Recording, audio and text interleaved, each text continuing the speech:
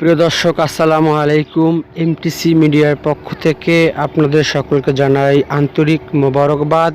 সেই সাথে সাথে আপনারা ভিডিওটি দেখতে পাচ্ছেন চরমনায় জামিয়া রশিদিয়া আহসানাবাদ মাদ্রাসার নদীর তীরে নদী ভাঙ্গন রোধের ধারাবাহিকভাবে কার্যক্রম চলতেছে এবং নিত্য নতুন ভিডিও নিউজ পেতে সাবস্ক্রাইব করে সাথে থাকুন এমটিসি মিডিয়ায়।